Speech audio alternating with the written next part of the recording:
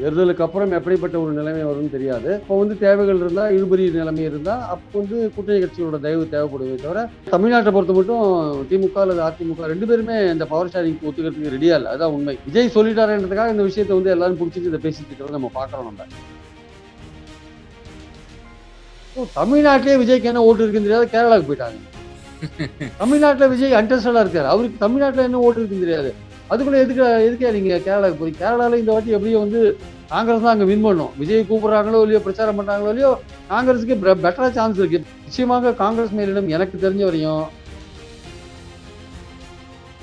பல விதங்கள்ல அவங்க மேலிடத்தோட பார்வைக்கு சில விஷயங்களை கொண்டு போனா கூட அங்க வந்து மேலிடத்திலேயே வந்து முடிவெடுக்க முடியாத சூழல் இருக்கு சார். ஒரு பக்கம் சில பேர் ராகுல் காந்தி அப்ரோச் பண்றாங்க, சில பேர் கார்கேவோட பேசுறாங்க, சில பேர் பிரியங்காவோட பேசுறாங்க.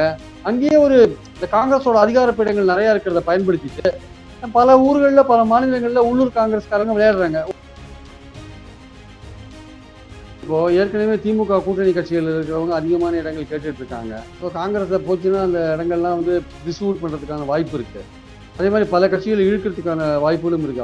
அது ஒரு பக்கம் இருந்தா கூட அதை விட ரொம்ப முக்கியமான விஷயம் என்னன்னா, இவ்வளவுலாம் பிரச்சனை பண்ணிட்டு கீழே எலெக்ஷன் நீங்க இப்போ கூட்டணி வச்சு எலெக்ஷன் சந்திச்சீங்கன்னா கீழே இருக்கிற திமுகவினர் வேலை செய்ய மாட்டாங்க. ஏன் சார் 18 எம்எல்ஏ 9 எம்பி வச்சு கட்சியை வளர்க்க முடியாதா சார்? 5 வருஷமா இருக்காங்கல்ல, அதுக்கு முன்னாடி இருந்தாங்கல்ல, அவங்கள வச்சு கட்சியை வளர்க்க முடியாதா? வளர்க்கலாம்ல, கட்சியை வளர்க்கலாம்ல. அது கட்சியை வளர்க்கறது ஒரு பக்கம் விடுங்க, அது கிடையாது. அவங்களுடைய நோக்கம் என்னன்னா அதிகமான சீட் வாங்க முடியுமா, விஜயை காமிச்சு அதிகமான சீட் வாங்க முடியுமா அப்படின்ற விஷயத்துல அவங்க இறங்கியிருக்காங்க. அதெல்லாம் நீங்க பேச்சுவார்த்தையில முடிவு பண்ணிக்கோங்கன்றதுதான் திமுக சொல்லக்கூடிய ஒரே ஒரு விஷயமா இருக்கு. வெளியில பேசாதீங்க, எதா இருந்தாலும் நீங்க அறைக்குள்ள பேசிக்கோங்க, டிஸ்கஷன்ல பேசிக்கோங்க.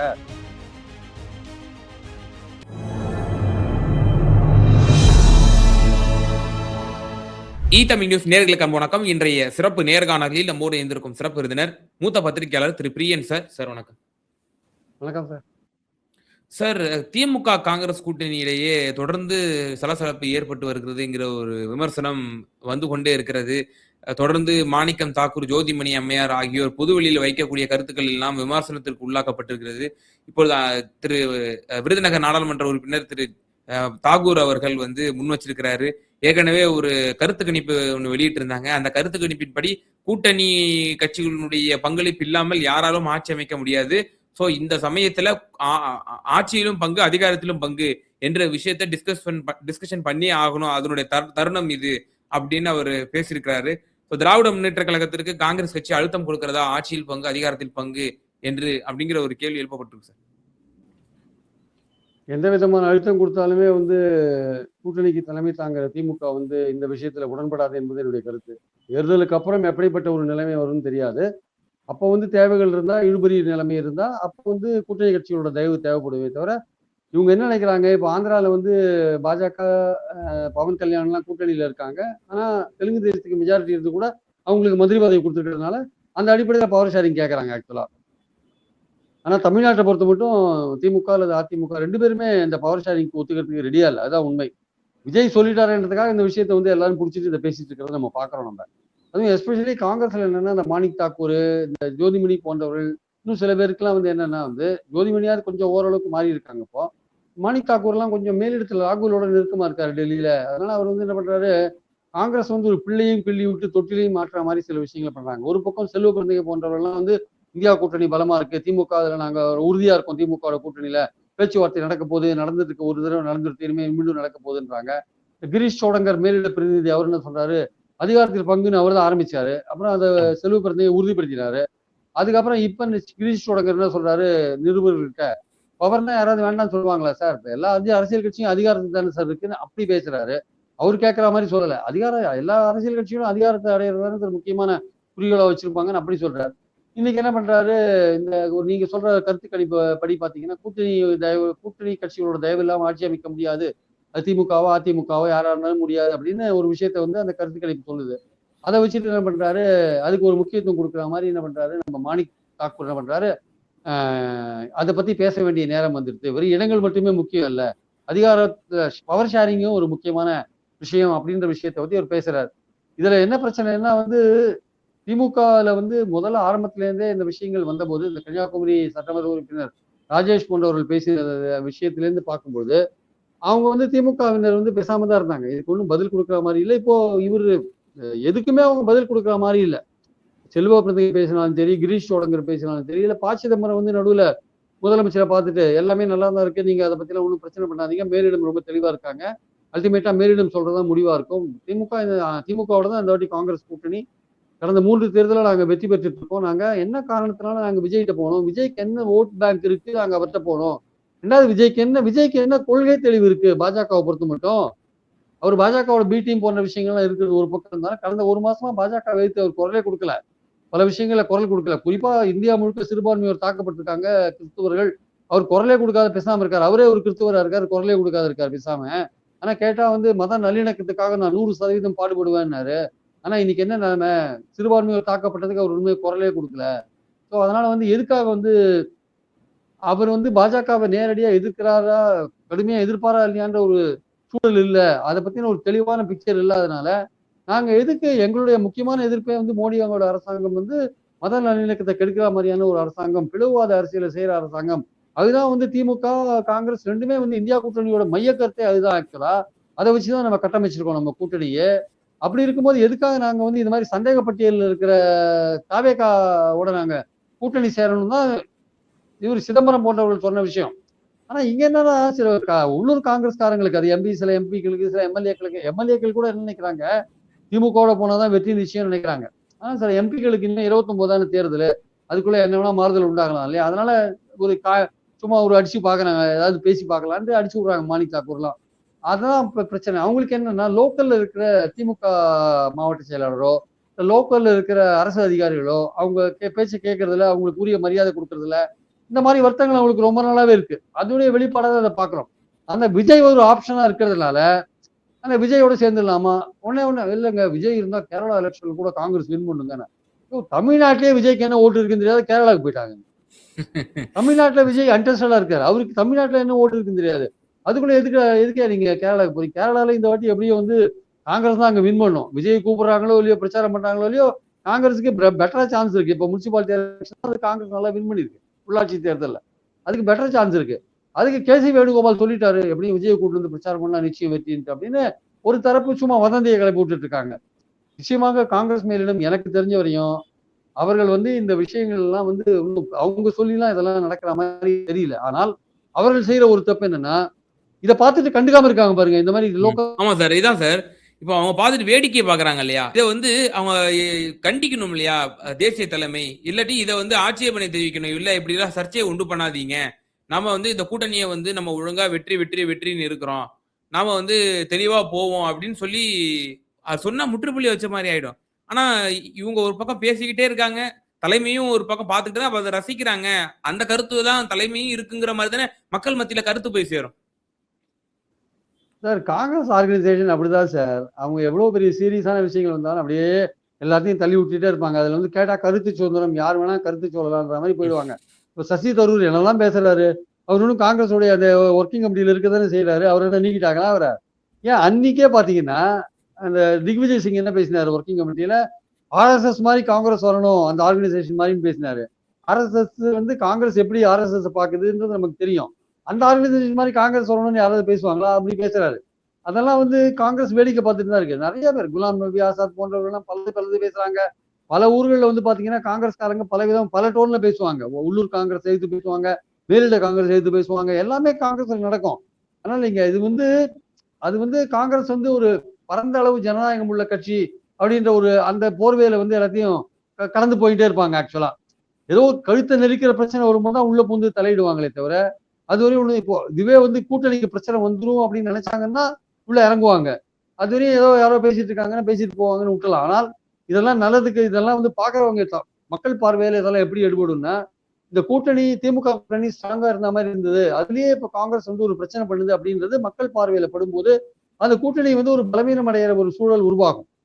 காங்கிரஸ் அப்படி இல்லைன்னா, காங்கிரஸ் இல்லைன்னா திமுக, நிறைய பேர் இப்ப பேச ஆரம்பிச்சிட்டாங்க பாருங்க, காங்கிரஸ் இல்லைன்னா திமுக காலி அப்படின்னுவாங்க. திடீர்னு காங்கிரஸ் இல்லைன்னா திமுக ஓட்டே கிடைக்காதுன்ற மாதிரி பேசுவாங்க. காங்கிரஸ் இருக்கிறதோ 4% ஓட்டு தான். ஆனா காங்கிரஸ் இருந்தா ஆல் இண்டியா லெவல்ல ஒரு கட்சி கூட இருக்கு, ஒரு மதச்சார்பற்ற ஒரு கட்சி கூட இருக்கு, ஒரு பிளவுவாத அரசியல் இருக்கிற கட்சி கூட இருக்கு, மைனாரிட்டிகளுக்கு நம்பிக்கை கொடுக்கிற ஒரு கட்சி கூட இருக்குன்ற ஒரு எண்ணம் இருக்கிறது உண்மைதான். அதுக்குன்னு காங்கிரஸ் வந்து திமுக விட்டு போயிட்டா அப்படியே திமுக முற்றிலும் வந்து போயிடும் அப்படின்ற அந்த விஷயங்கள் இருக்குல்ல. அதை வந்து மாறி இருக்கிற இந்த சூழல்ல அதுவும் திமுக வந்து தன்னுடைய தேர்தல் வேலைகளை ரொம்ப திட்டமிட்டு ஒழுங்கா பண்ணிட்டு இருக்கிற சூழல்ல திமுக வந்து தேர்தலை நோக்கி போகும்போது பலவித நல்வாழ்வு திட்டங்கள், கவர்மெண்ட் சர்வன்ஸ், அப்புறம் இந்த பொங்கல் பரிசுகள், அப்புறம் வந்து பலவிதமான இந்த மாதிரி விஷயங்கள்லாம் பண்ணும்பொழுது அது வந்து நிச்சயமா அது வந்து பூத் வைஸ் வந்து தெளிவா வேலை செய்யும் போது அவங்க வந்து எந்த கட்சியும் இருந்தாலும் பரவாயில்ல, நம்ம வந்து நம்மளால எந்த கட்சியும் போகக்கூடாது, நம்ம எல்லாரையும் அரவணைச்சிட்டு போலான்னு அவங்க கூட்டணி தர்மத்தை காப்பாற்றுறதுக்காக பேசாம இருக்காங்க. ஆனால் காங்கிரஸ் மேலிடம் ஒரு கள்ள மௌனம் சாதிக்கிறது அப்படின்ற விஷயம் வந்து திமுக வருத்தத்தை கொடுக்கிறது என்பது உண்மை. காங்கிரஸ் மேலிடத்தின் கள்ள மௌனம் அது வந்து திமுகவுக்கு ஒரு அதிருப்தியை கொடுக்குது ஆக்சுவலா. அதுதான் இன்னைக்கு இருக்கிற நிலைமை. பல விதங்கள்ல வந்து கனிமொழி, டி.ஆர். பாலு போன்றவர்கள்லாம் விஷயத்தை எடுத்து சொல்லி கூட அங்கிருந்து இந்த மாணிக் தாக்கூர் போன்றவர்களெல்லாம் அங்க கண்ட்ரோல் பண்ண முடியல. நீங்க எதா இருந்தாலும் திமுக என்ன சொல்றாங்கன்னா, ஐயா நீங்க எந்த விஷயமா இருந்தாலும் பேசுங்க, நம்ம ஒரு கமிட்டி போட்டிருக்கோம், நாங்க ஒரு கமிட்டி போடுவோம் எங்க இதுல, எங்க கமிட்டியை உங்க கமிட்டி பேசிட்டு உங்க விஷயத்த சொல்லுங்க, அப்ப நம்ம பேசி தீர்த்துக்கலாம். எதுக்கு வெளியில பேசுறீங்க? வெளியில பேசுறதுல என்ன ஆகுது உங்களுக்கு? கூட்டணிக்கு தானே பிரச்சனை வரும், கூட்டணியில கருத்து வேறுபாடு தானே பிரச்சனை வரும், நீங்க ஏன் வெளியில பேசுறீங்க? அப்ப இதோட நோக்கம் என்ன? இதுக்கு பின்னாடி மேலிடம் இருக்கா இல்லைன்றதுதான் திமுகவுடைய கேள்வியா இருக்கு ஆக்சுவலா. பல விதங்கள்ல அவங்க மேலிடத்தோட பார்வைக்கு சில விஷயங்களை கொண்டு போனா கூட அங்க வந்து மேலிடத்திலேயே வந்து முடிவெடுக்க முடியாத சூழல் இருக்கு சார். ஒரு பக்கம் ஒருத்தர் சில பேர் ராகுல் காந்தி அப்ரோச் பண்றாங்க, சில பேர் கார்கேவோட பேசுறாங்க, சில பேர் பிரியங்காவோட பேசுறாங்க, சில பேர் கேசி வேணுகோபாலோட நிறுத்திக்கிறாங்க, சில பேர் வந்து ப. சிதம்பரம் போன்றவர்கள் சோனியா காந்தி அளவுக்கு போய் பேசுறாங்க. அங்கேயே ஒரு அதிகாரத்தல இது இருக்குல்ல, அந்த அதிகார பீடங்கள், இந்த காங்கிரஸோட அதிகார பீடங்கள் நிறைய இருக்கிறத பயன்படுத்திட்டு பல ஊர்கள்ல பல மாநிலங்கள்ல உள்ளூர் காங்கிரஸ்காரங்க விளையாடுறாங்க. ஒருத்தர் ராகுல் காந்தியை பேச்சு கேட்டு விளையாடுவாரு, ஒருத்தர் வந்து பிரியங்கா காந்தியோட பேசுவாரு, ஒருத்தர் வந்து கேசி வேணுகோபாலோட இல்ல ராகுல் காந்தி இதுதான் நினைக்கிறான்னு கேசி வேணுகோபால் சொன்னா அதை நம்புவாங்க, அதன்படி பேசுவாங்க. அதனால திமுகவுக்கு வந்து அங்க வந்து எக்ஸாக்டா வந்து அவங்க விஷயத்த கன்வே பண்ணிட்டு இது மாதிரி இருந்தா பிரச்சனை வரும் அப்படின்னு சொல்லிட்டு இருக்காங்க. அது பிரச்சனை வரும்னு மட்டும் இல்ல, உங்களை கடைசியா பேச்சுவார்த்தை கூப்பிடுவோம், முதல்ல கூப்பிட மாட்டோம்ன்ற மாதிரி இண்டிகேட் பண்ணிருக்கு. சார் இப்போ இப்படி ஒரு கூட்டணியில இப்படி ஒரு தேவையற்ற ஒரு சங்கடத்தை வந்து சில எம்பிக்களும் எம்எல்ஏக்களும் இப்படி ஏற்படுத்தும் பொழுது திமுக தலைமை இன்னொரு விஷயமும் ஆப்ஷனும் கருத்துல வைக்கும். காங்கிரஸ் இப்படி வந்து ஒரு ஒடுங்கினமான இப்படிப்பட்ட கருத்துக்களை வந்து பொதுவெளியில் முன்வைத்து இந்த கூட்டணிக்கு களங்கம் ஏற்படுத்தினால் காங்கிரஸை விட்டுவிட்டு நாம் நமக்கு நம்முடன் கூட்டணிக்கு காத்திருக்கக்கூடிய பன்னீர்செல்வம், தினகரன், தேமுதிக இவர்களை கூட நம்ம அரவணைத்துக் கொள்ளலாம், ஏன்னா அந்த இடத்தை இவங்க ஃபுல்ஃபில் பண்ணுவதற்கு கூட வாய்ப்புகள் இருக்கு அப்படின்ற ஒரு கருத்துப்படையும் திமுகவில் இருப்பதாக சொல்றாங்களே, இதை எப்படி பாக்குறீங்க? இல்ல சார், இப்போ ஏற்கனவே திமுக கூட்டணி கட்சிகள் இருக்கிறவங்க அதிகமான இடங்கள் கேட்டுட்டு இருக்காங்க. ஸோ காங்கிரஸ் போச்சுன்னா அந்த இடங்கள்லாம் வந்து டிஸ்ட்ரிபியூட் பண்றதுக்கான வாய்ப்பு இருக்கு. அதே மாதிரி பல கட்சிகள் இழுக்கிறதுக்கான வாய்ப்புகளும் இருக்கு. அது ஒரு பக்கம் இருந்தா கூட அதை விட ரொம்ப முக்கியமான விஷயம் என்னன்னா, இவ்வளவுலாம் பிரச்சனை பண்ணிட்டு கீழே எலெக்ஷன் நீங்க கூட்டணி வச்சு எலெக்ஷன் சந்திச்சீங்கன்னா கீழே இருக்கிற திமுகவினர் வேலை செய்ய மாட்டாங்க. திமுகவினர் கீழே இருக்காங்க இல்லையா, அவங்க தானே இப்போ ஓட் பை எஸ்ஐஆருக்கு அப்புறம் ஒவ்வொரு வாக்காளரையும் சந்திச்சுட்டு இருக்காங்க. அவங்க வேலை செய்ய மாட்டாங்க. அவங்க வேலை செய்யலைன்னா, இந்த சூழல்ல அவங்க வேலை செய்யலைன்னா வெற்றி பெறுறது ரொம்ப கஷ்டம். அதாவது அந்த அந்த அடிமட்டத்துல வேலை செய்யலைன்னா பல அதிமுக பல திமுக கீழ் லெவல்ல இருக்கிற ஒன்றிய வட்ட ஒன்றியம் அந்த மாதிரி பகுதி அந்த மாதிரி இருக்கிற அவங்க கிட்ட எல்லாம் பேசும்போது அவங்க என்ன சொல்றாங்க, இந்த மாதிரிலாம் வந்து பிரச்சனை பண்ணா எங்களுக்கு ஒன்றும் பெரிய கவலையெல்லாம் கிடையாது சார், போனா கூட போட்டு பரவாயில்ல, அதை பத்தி இல்லை. ஆனா இதெல்லாம் பண்ணிட்டு மறுபடியும் கூட்டணிக்கு வந்தாங்கன்னா நாங்க வேலை செய்யறது வந்து எங்களுக்கு உற்சாகம் போயிடும். எங்களுக்கு ஏன்னா நாங்க ஒரு டீம் ஒர்க் நாங்க பண்றோம். நாங்க இதெல்லாம் எதுக்கு பேசணும்? இதெல்லாம் வந்து நீங்க தலைமையோட பேசிக்கலாமே, வெளியில ஏன் பேசுறீங்க? வெளியில ஏன் பேசுறீங்க? இப்ப திமுக யாராவது இதை பத்தி வெளியில பேசுறாங்களா? நாங்க பேசாம தானே இருக்கோம். நாங்க காங்கிரஸ் இவ்வளவு பேசும்போது நாங்க எதை எதிர்வினையெல்லாம் ஆற்றுவோமா? நாங்க எதிர்வினை ஐடி விங்ல யாராவது திமுகல இருக்கிற ஆட்கள் சில பேர் சோசியல் மீடியால எழுதலாமே தவிர திமுக அபிஷியலா ஏதாவது ரியாக்ட் பண்றாங்களா? அபிஷியலா வந்து ரியாக்ட் பண்ணல. அப்ப நீங்க வந்து அபிஷியலா ஒரு கமிட்டி போட்டிருக்கீங்க, அந்த கமிட்டி மூலமா நீங்க என்ன வேணா பேசிக்கோங்க, அதை விட்டுட்டு நீங்க ஏன் இப்படி பேசுறீங்க அப்படின்றதான் வந்து திமுக இருக்கிற எல்லாருமே கேட்கிறாங்க. அதனால இந்த விஷயங்கள் வந்து ஒண்ணு மற்ற கட்சிகளை கூப்பிட்டு காங்கிரஸ் போனா அதிக இடங்கள் கொடுக்கறதுக்கு வாய்ப்புகள் இருக்கிறது, இருக்கிற கட்சிகளுக்கும் அதிகமா வாய்ப்பு கொடுக்கலாம் கூட்டணியில அப்படின்ற ஒரு பக்கம் இருந்தா கூட திமுகவுக்கே ஒரு கான்பிடன்ஸ் என்ன வந்திருக்குன்னா, நம்மளுடைய நலத்திட்டங்கள் காரணமா நம்ம 2016 மாதிரி ஜெயலலிதா மாதிரி நம்ம வின் பண்ண முடியும், அதனால நம்ம வந்து இருக்கிறவங்கள நம்ம அரவணைச்சுட்டு போலாம், அவங்களே வேற வழியில ஏதாவது தகராறு பண்ணிட்டு போகணும்னு நினைச்சா அவங்க போட்டும், நம்ம அதுக்கு காரணமா இருக்க வேண்டாம். ஆனா இருக்கிற சீட்டை நம்ம வந்து எல்லாருக்கும் திருப்தி அளவுக்கு ஓரளவுக்கு நம்மளால முடிஞ்ச அளவுக்கு நம்ம பகிர்ந்து கொடுக்கலாம். அதே சமயம் நம்ம கட்சிக்காரங்க வந்து இந்த மாதிரிலாம் தகராறு பண்ணிட்டு கூட்டணியில் வந்தா கட்சிக்காரங்க வேலை செய்யறது ரொம்ப கஷ்டமாயிடும். அதை வந்து நம்ம காங்கிரஸ் மேலிடத்தோட கவனத்துக்கு கொண்டு போயிட்டோம். அதை அவங்க கவனத்துல எடுத்துக்கலைன்னா அது வந்து அவங்களுக்கு தான் கூட்டணி பேச்சுவார்த்தை கூட்டணியில அவங்க இருந்தாங்கன்னா அவங்களோட எம்எல்ஏக்களுக்கு தான் வேலைகள் அடிபடும், வேலை நடக்காது ஆக்சுவலா. இதெல்லாம் சொல்லியாச்சு. இப்ப பதவியில் இருக்கிற எம்எல்ஏக்கள் எல்லாருமே மீண்டும் ட்ரை பண்றாங்க. வேற புதுசா இருக்கவங்க ட்ரை பண்றாங்க. இப்ப இருக்கிற எம்எல்ஏக்கள் என்ன நினைக்கிறாங்க, திமுகவோட தான் போகணும்னு நினைக்கிறாங்க. ஆனால் எம்எல்ஏக்களுக்கு வாய்ப்பு கிடைக்காதவங்க என்ன பண்றாங்க, தாவேக்காவோட போகணும்னு சொல்றாங்க. திமுக மேல கோபமா இருக்கிறவங்க என்ன சொல்றாங்க, தாவேக்காவோட போகணும்னு சொல்றாங்க. ஆனால் இப்ப இருக்கிற எம்பிக்கள் எம்எல்ஏக்கள்லாம் திமுகவோட போறதா பெட்டர் இந்த எலெக்ஷன்ல அப்படின்னு அவங்க ஃபீல் பண்றாங்க. தேவையில்லாம நம்ம பேச வேண்டிய அவசியம் இல்லைன்னு அவங்க சொல்றாங்க. அதனால வந்து காங்கிரஸ் மேலிடத்துக்கு கவனத்துக்கு கொண்டு போனா கூட காங்கிரஸ் மேலிடம் வந்து இரட்டை வேஷம் போடுகிறதான்ற ஒரு கேள்வி வந்து திமுக தலைமையிட்ட இருக்கு ஆக்சுவலா. அதனால எதையுமே வெளிப்படுத்தாம அமைதியா என்ன நடக்குதுன்னு பார்க்கலான்னு பேசாம இருக்காங்க திமுக தலைமை. அதனால தை மாசம் இந்த மார்கழி ஒரு ஜனவரி 15க்கு மேல இதுல சில மூவ்மெண்ட் எல்லாம் இருக்கும். அப்பதான் திமுக வாயை திறப்பாங்கன்னு என்னுடைய அபிப்பிராயம். சார், இறுதியான ஒரே ஒரு கேள்வி சார். காங்கிரஸ் கட்சி இப்படிப்பட்ட ஒரு சலசலப்புக்கு இடமும் கொடுத்து இவங்களை பேசவும் விடுறாங்க அப்படின்னா அல்டிமேட்டா அந்த கட்சியினுடைய தொண்டர்களுக்கும் அந்த தலைமைக்கும் என்னதான் அவங்க விரும்புறாங்க? அல்டிமேட்டா அவங்களுடைய டார்கெட் தான் என்ன? அதிக சீட்டுக்காக இப்படிலாம் பேசுறாங்களா, இல்ல நம்ம வந்து கட்சியை வளர்க்கணும் தமிழ்நாட்டுல அப்படிங்கிற நோக்கத்துக்காக இப்படி பேசுறாங்களா? எப்படி எடுத்துக்கிறது? நிறைவான கருத்து. ஏன் சார் 18 எம்எல்ஏ 9 எம்பி வச்சு கட்சியை வளர்க்க முடியாதா சார்? 5 வருஷமா இருக்காங்கல்ல, அதுக்கு முன்னாடி இருந்தாங்கல்ல, அவங்கள வச்சு கட்சியை வளர்க்க முடியாதா? வளர்க்கலாம்ல, கட்சியை வளர்க்கலாம்ல. அது கட்சியை வளர்க்கறது ஒரு பக்கம் விடுங்க, அது கிடையாது. அவங்களுடைய நோக்கம் என்னன்னா அதிகமான சீட் வாங்க முடியுமா, விஜயை காமிச்சு அதிகமான சீட் வாங்க முடியுமா அப்படின்ற விஷயத்துல அவங்க இறங்கியிருக்காங்க. அதெல்லாம் நீங்க பேச்சுவார்த்தையில முடிவு பண்ணிக்கோங்கன்றதுதான் திமுக சொல்லக்கூடிய ஒரே ஒரு விஷயமா இருக்கு. வெளியில பேசாதீங்க, எதா இருந்தாலும் நீங்க அறைக்குள்ள பேசிக்கோங்க, டிஸ்கஷன்ல பேசிக்கோங்க அப்படின்ற பாயிண்ட் தான். அதனால கட்சியை வளர்க்கறது அந்த மாதிரி விஷயங்களுக்காகலாம் இல்லை. கட்சியை வளர்க்கறதுனா அவங்களுக்கு 19ல இருந்து அவங்க இந்த மாதிரியான கிட்டத்தட்ட வந்து 7 to 9 வருஷமா வந்து நல்ல பொசிஷன்ல தான் இருக்காங்க. அவங்க எம்எல்ஏக்கள் நினைச்சா கட்சியை வளர்க்க முடியாதா? தலைவர்கள் நினைச்சா கட்சியை வளர்க்க முடியாதா? அதுக்கான 10 வருஷத்துல நிறைய பண்ணிருக்கலாமே. 21ல 18 எம்எல்ஏக்கள் வந்தாங்க. 19 அப்புறம் வந்து பாத்தீங்கன்னா இப்போ 8, 9 எம்பிக்கள் இருக்காங்க. இவங்களெல்லாம் வச்சு கட்சி வளர்க்காதே அப்போ புதுசா வளர்த்த போறாங்க. அது பாயிண்ட் அது கிடையாது. அவங்களுக்கு வந்து திமுகல அந்த காங்கிரஸ்ல இருக்கிற சில பேருக்கு திமுகன்னா கொஞ்சம் ஒரு மாதிரி வந்து அவங்களுக்கு லோக்கல் திமுகவினர் மதிக்க மாட்டேன்றாங்க, லோக்கல் அதிகாரிகள் வேலை செய்ய மாட்டேன்றாங்க, காங்கிரஸ்காரங்களை மதிக்கிறது இல்லை அப்படின்ற எண்ணம் அவங்களுக்கு இருக்கு.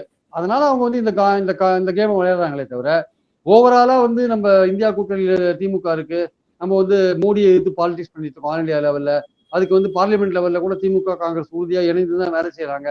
ஸோ ஒரு தமிழ்நாடு நன்மைக்காகவும் சரி, நேஷனல் லெவல்ல பார்த்தாலும் சரி, நம்ம காங்கிரஸ் திமுகவும் இணைஞ்சிருக்க வேண்டிய அவசியம் இருக்கு அப்படின்ற ஒரு விஷயத்துல அந்த அடிப்படையை வந்து அதை பின்னாடி தள்ளிட்டு தமிழ்நாட்டை சென்டரா பண்ணி நீங்க வந்து இல்ல அதிகமான சீட் வாங்கணும் அப்படின்ற மாதிரி தாவேக்காவோட போகணும் அப்படின்ற மாதிரி விஷயத்த வச்சீங்கன்னா மேலிடம் வந்து அந்த மாதிரியான பார்வையை இன்னும் கொண்டு வரலன்றதான் இன்னைக்கு இருக்கிற லெவல் ஆக்சுவலா.